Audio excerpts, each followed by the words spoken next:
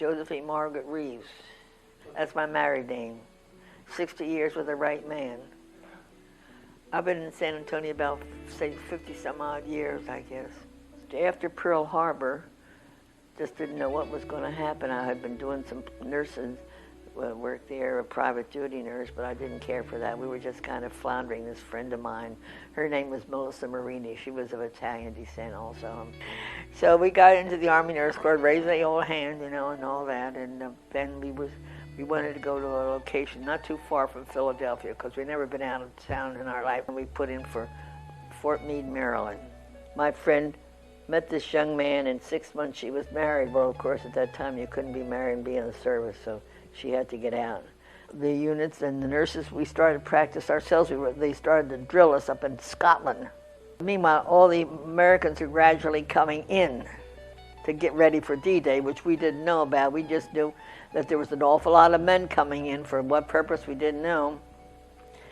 Get a call. Lieutenant Pescatore, report to Bristol, England. You're going to be assigned to an evac hospital.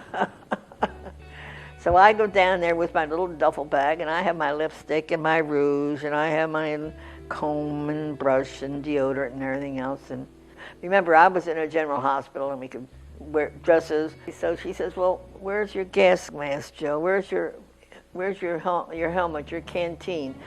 Where's your stuff?" I said, "Well, I don't have any. This is my stuff."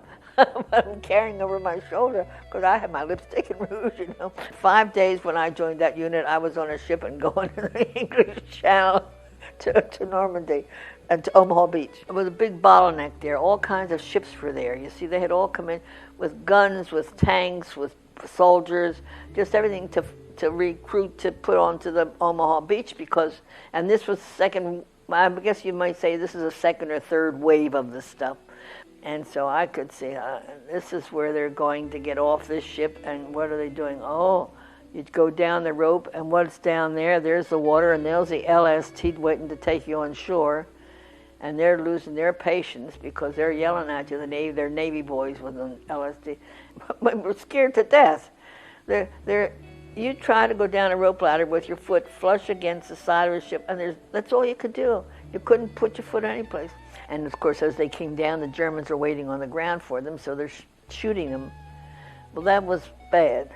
But then they got the boys to the first aid tent with a big Red Cross on it, you know. And the Germans came over and they bombed that tent, bombed the tent. So these boys were hit twice, not once, twice. As you saw, there were so many bodies there, and they were all those who were deceased were put in body bags. And these body bags are buried in the sand because they just had so many at one time, they could just take so many. And of course, when the tide comes in, the sand would wash over the area. They'd have to be buried again, these boys. Sometimes those fellows came into to our hospital. They had walked a distance to get to a hospital, and we were the first hospital that they got to. But we couldn't operate on their extremities, say, for a while because they were so caked up with mud and stuff inside the wound that you had to clean it out before you could even see what you had left of it. And you used spiritus fermenti, that's plain old whiskey.